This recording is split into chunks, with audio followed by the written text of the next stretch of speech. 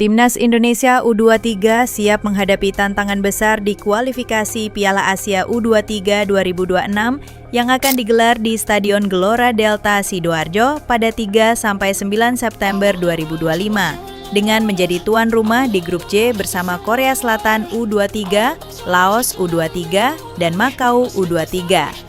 Setelah finish sebagai runner-up Piala AFF U23 2025 dengan hanya mengandalkan satu pemain diaspora, Jens Raven yang kini membela Bali United, skuad Garuda Muda diprediksi akan jauh lebih kuat berkat kehadiran sejumlah bintang baru keturunan Indonesia yang siap memperkuat tim. Salah satunya adalah Dion Marks, bek top OS dari divisi kedua Liga Belanda yang sudah resmi menjadi WNI sejak Februari 2025 dan siap mengisi lini belakang.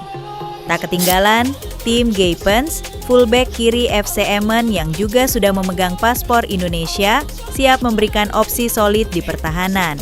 Bahkan, ada nama muda yang mencuri perhatian. Matthew Baker, pemain 16 tahun serba bisa dari Melbourne City yang bisa bermain sebagai bek tengah, gelandang bertahan, atau fullback kiri meski usianya masih sangat muda. Selain itu, Welber Jardim, pemain serbaguna asal Sao Paulo U20 yang bisa beroperasi sebagai fullback kanan atau gelandang tengah juga siap memperkuat timnas. Namun, sorotan terbesar mungkin tertuju pada Mauro Zylstra, striker muda FC Volendam yang sedang dalam proses naturalisasi dan dijagokan oleh Ketua PSSI Erick Thohir untuk langsung dicoba di Timnas U23 sebelum berpeluang naik ke tim senior. Zylstra yang mencetak 17 gol dan 7 assist untuk FC Volendam U2 musim lalu disebut-sebut sebagai solusi masalah finishing timnas. Dengan tambahan kekuatan para pemain diaspora ini, apakah Garuda Muda bisa mengalahkan Korea Selatan dan lolos ke Piala Asia U23 2026 atau bahkan menjadi dark horse di turnamen nanti? Simak analisis lengkapnya di video ini. Jangan lupa like, subscribe, dan komen dukungan kalian untuk Timnas Indonesia U23. KD Arel, bek andalan Bali United yang juga menjadi kapten Timnas U23 Indonesia di ASEAN Cup U23 2025, mengaku bahwa Vandenberg, juru taktik asal Belanda yang kini menangani Garuda Muda, adalah sosok pelatih yang sangat tegas dan menekankan kedisiplinan, sesuatu yang menurutnya sangat cocok untuk pemain muda seperti dirinya dan rekan-rekannya.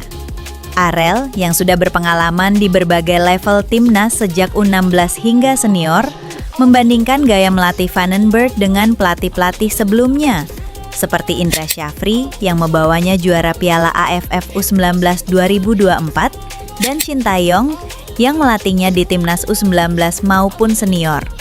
Menurutnya, setiap pelatih punya karakter unik, tetapi Vandenberg menonjol karena ketegasannya dalam membentuk mental dan taktik pemain. Kita sebagai pemain muda sangat cocok dengan pelatih seperti beliau, ujar Arel, yang menganggap kedisiplinan sebagai kunci penting dalam perkembangan pemain muda.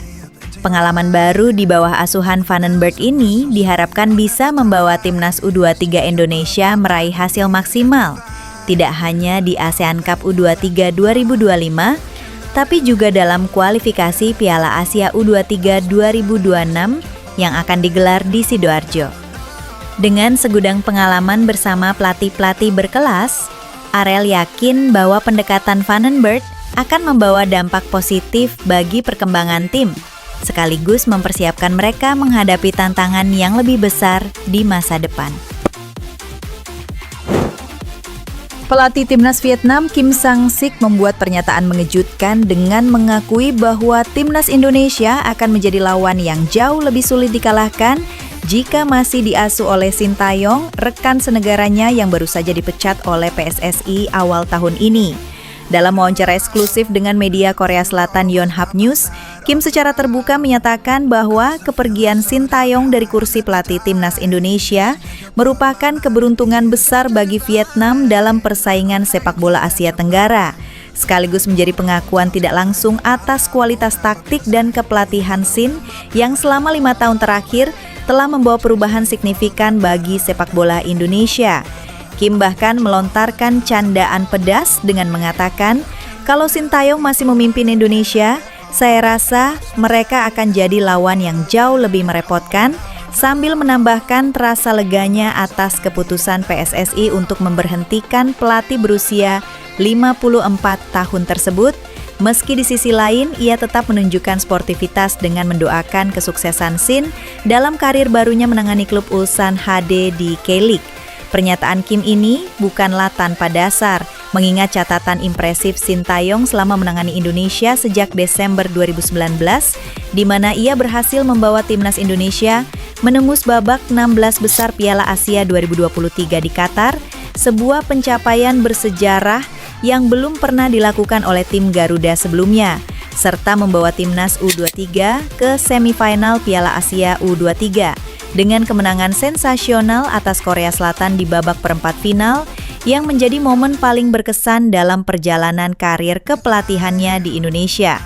Namun, di balik segala prestasi gemilang tersebut, masa bakti Sintayong berakhir dengan kekecewaan setelah PSSI memutuskan untuk tidak memperpanjang kontraknya, sebuah keputusan yang kini justru dianggap sebagai anugerah oleh rival terberat Indonesia di ASEAN, Vietnam, yang baru saja menjuarai Piala AFF U23 2025 di bawah asuhan Kim Sang-sik.